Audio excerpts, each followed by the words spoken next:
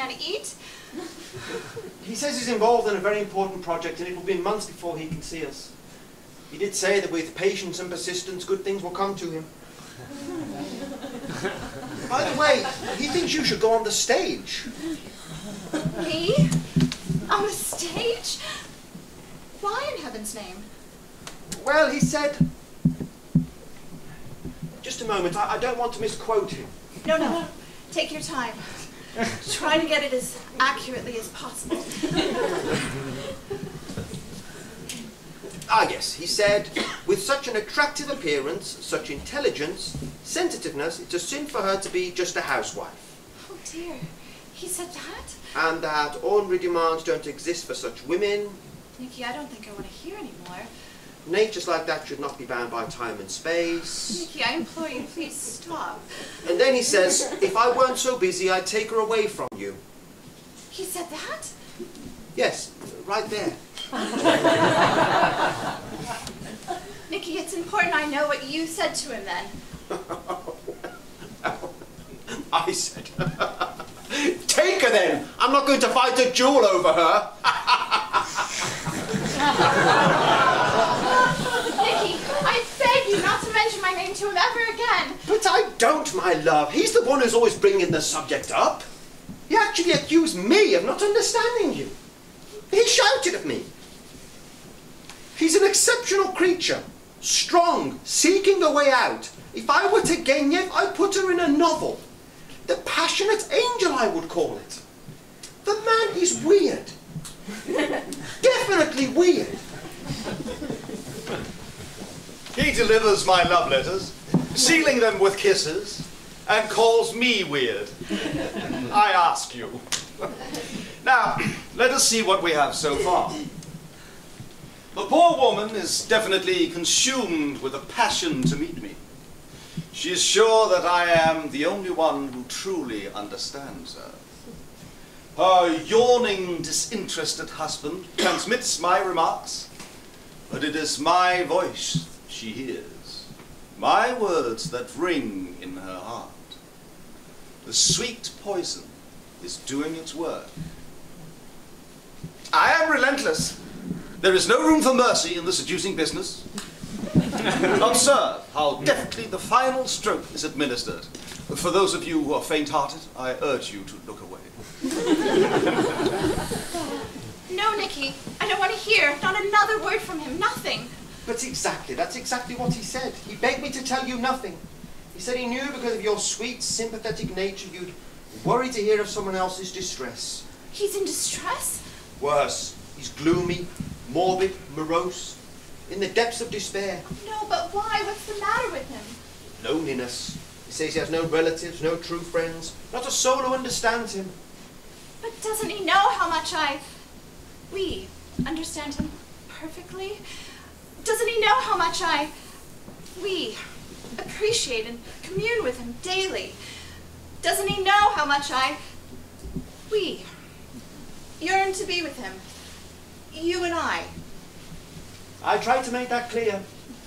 I again urged him to come to dinner with me, but he says he can't face people. He's so depressed he can't stay home. He paces in the public gardens where we met him every night. What time? Between 8 and 9. Oh, by the way, we're invited to the Voskevex tomorrow. Is 8 o'clock all right for you? No. I'm visiting Aunt Sophia. She's ill. I'll be there at 9. Or a little after. Please, no applause. I couldn't have done it on my own. I share the honor with my friend and collaborator, her husband. He wooed her so successfully that there is no carriage fast enough to carry her to my arms. She ran all the way. Observe. Now for the conclusion. You will understand if I ask you to busy yourselves with your programs or such. These next few minutes are private, and I am, after all, a gentleman. My dear sweet angel, at last I can speak those words. No, not a word. Not a sound, please. I couldn't bear it. Not until you've heard what's in my heart. For weeks now, I've been in torment. You've used my husband as a clever, devious device to arouse my passions, which I freely admit have been lying dormant these past 7 years. Whether you are sincere or not, you've awoken in me longings and desires I never dreamt were possible. You appeal to my vanity, and I succumb. You bestir my thoughts of untold pleasures, and I weaken. You attack my every vulnerability, and I surrender. I'm here, Peter Semyonich, if you want me. But let me add this. I love my husband dearly. He is not a passionate man, nor even remotely romantic. Our life together reaches neither the heights of ecstasy nor the depths of anguish. We have an even marriage, moderate and comfortable. And in accepting this condition and the full measure of his devoted love, I have been happy. I come to you now knowing that once you take me in your arms, my marriage and my life with Nicky will be destroyed for all time. I'm too weak and too selfish to make that choice. I rely on your strength of character. Whichever one you choose will make me both miserable and eternally grateful. I beg of you not to use me as amusement, although even with that knowledge, I would not refuse you. I am yours to do with as you will. If you want me, open your arms and I will come to you. If you love me, turn your back and I will leave and never see or speak to you again. The choice, my dearest, sweetest, love of my life, is yours. I await your decision.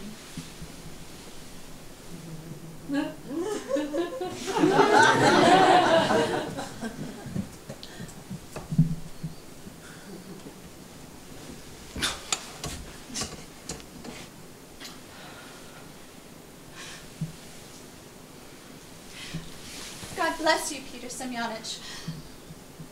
May life bring you the happiness you've just brought to me.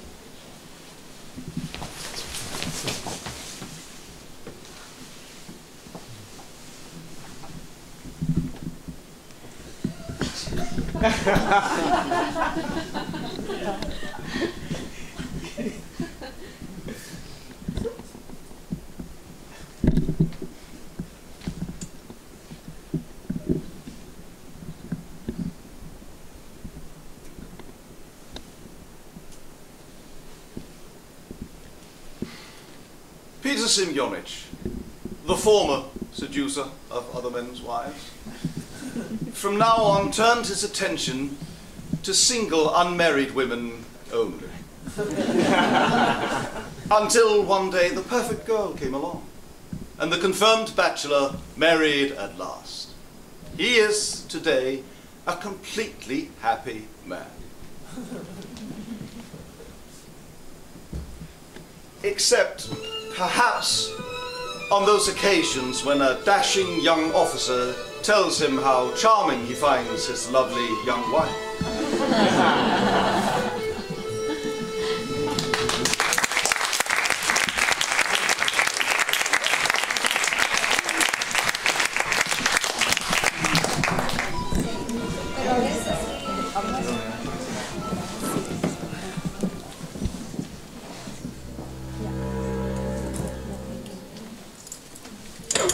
Just getting a little night air to clear my mind.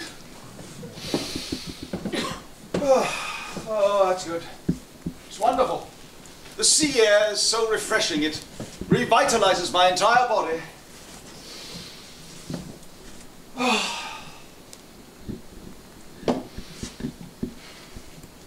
But my mind is blocked. I have no thoughts, no ideas. It's most unusual for me. Usually they fill my brain and overflow it like a cascading fountain. And tonight, nothing. And still I have the urge to write. Something will come, no fear, always does. Things like this happen to men of my profession all the time. A writer's block, we call it. No need to panic. It'll pass. Wait. Wait. It's an idea. An idea's coming. Yes. Yes. Aha. Aha. Yes. Oh, terrible. Bad idea. False alarm, sorry I disturbed you. Not only was it a bad idea, I've already written it. It turned out awful.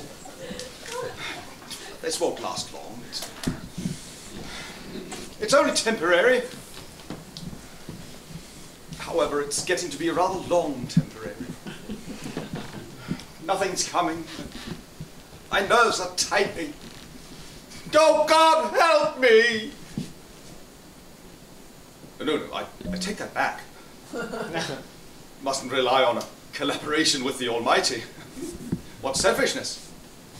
To ask God to take time out to help me come up with an idea for a story. Forgive me, dear Lord. I'll go home and try to get some sleep. Tomorrow's another day.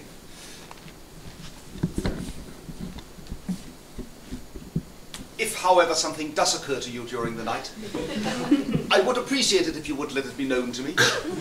Even if it's just a germ of an idea. It doesn't have to be original. I'm very clever at twisting things around. Oh, look how desperate I've become. Asking God to resort to plagiarism. I have got to get home and to bed before this thing becomes serious. Psst. You, sir. Can I have a word with you, sir? Who's there? I can't see you there in the dark. Evening, sir. I was wondering if you might be in a mood for a little entertainment this evening. Entertainment? I'm sure I don't know what you're talking about. Sure you do, sir. Entertainment. Amusement, so to speak. A little diversion, if you know what I mean. I think I do know what you mean, and I'm not interested. Go on. Be off with you. You should know better than to make such proposals to a gentleman. You've never witnessed anything like this before, sir. That I promise you. Not even a little bit curious? Curiosity is the nature of my profession, but I try to keep it morally elevated. Excuse me. Perhaps you're right, sir. This might be a little too much for a gentleman of your sensitivities. Wait! Ah, caught you with that last one, didn't I? Well, I'm just asking, mind you, but what exactly is this entertainment you speak of? How would you like to see a drowned man? I beg your pardon? A drowned man. A man with his lungs filled up with salt water, stone dead from drowning. How much would you pay to see that? Pay? Pay to see a drowned man? Are you insane? I wouldn't look at a drowned man if they paid me.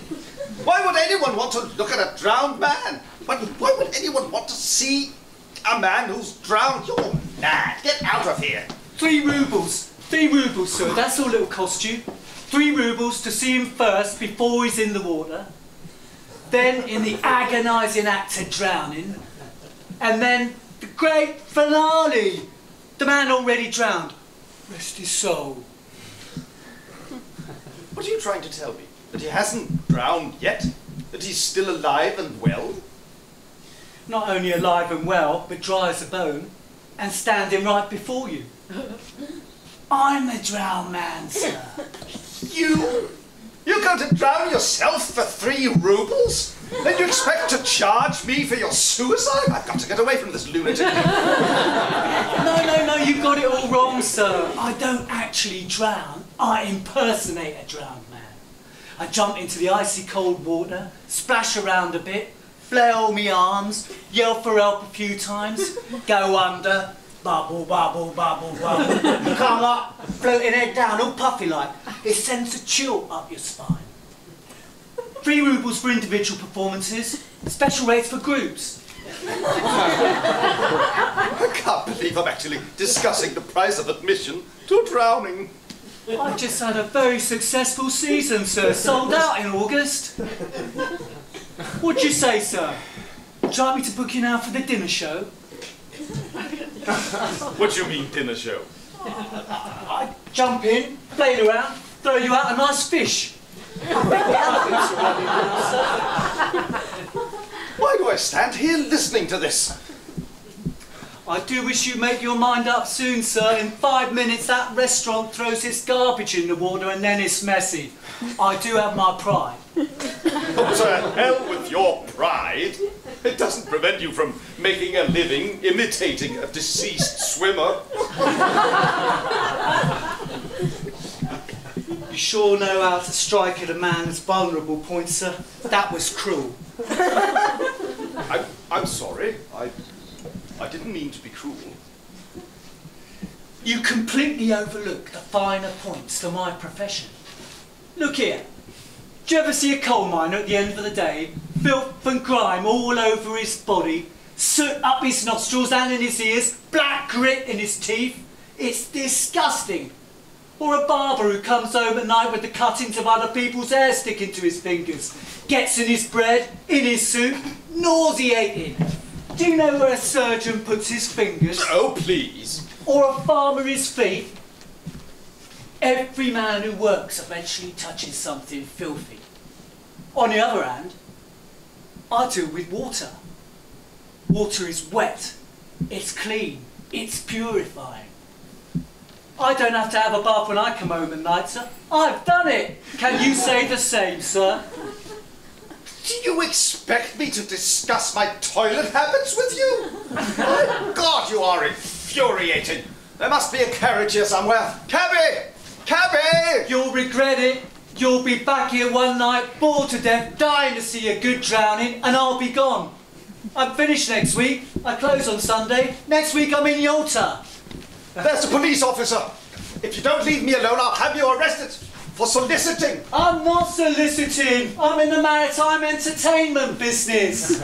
Drowning isn't maritime entertainment. You're a waterfront lunatic. Officer! Officer!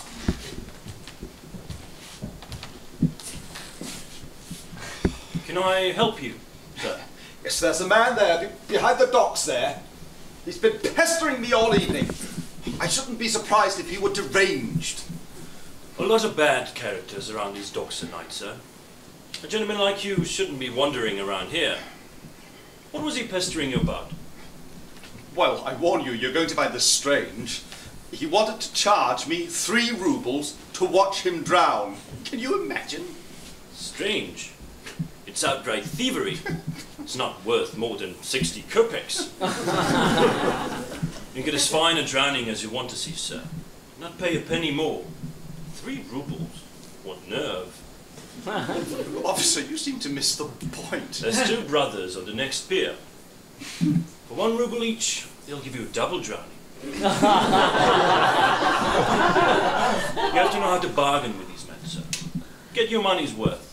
It's not a question of the price. 3 rubles. Why, the other day, right over there, 14 men acted out an entire shipwreck for 3 rubles. For 10 rubles, you can get a whole navy going down. Yes, sir. 60 kopecks. That's all I'd pay for a good drowning. Stick to a price, sir. Have a nice evening.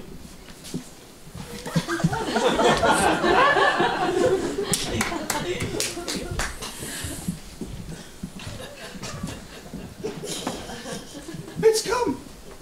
It's finally come. The day the whole world has gone gone mad has finally arrived.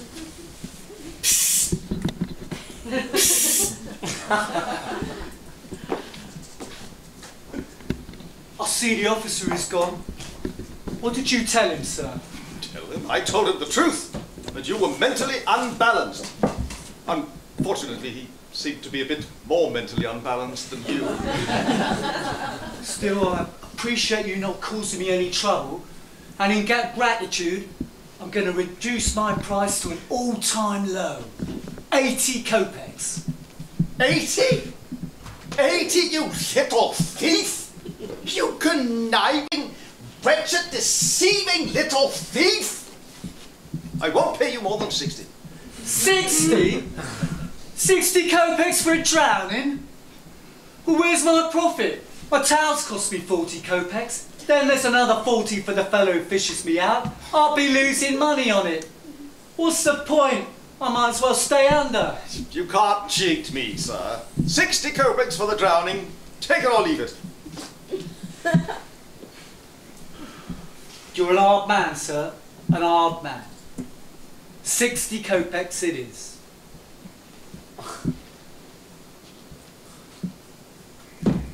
I hope to pray to God my son doesn't want to be a drowner. 40, 50 and 60. There's your money. Now, where shall I stand? Right on the edge of the dock, sir, right up close. That's where you'll see all the action. It's a bit dark down there. Are you sure I'll be able to see well? That's what makes it so eerie. The eerier, the more exciting. All the action's in the last 10 seconds anyway. Well, here I go. I almost forgot. When I come up for the third time, yell at the top of your lungs, Popnichevsky. Popnichevsky. Who's Popnichevsky?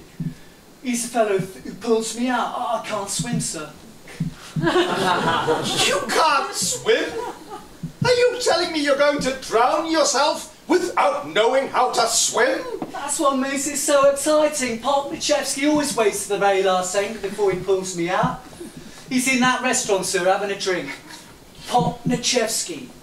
Don't forget the name, sir. Well, I hope you enjoy the show. And if you do, tell your friends.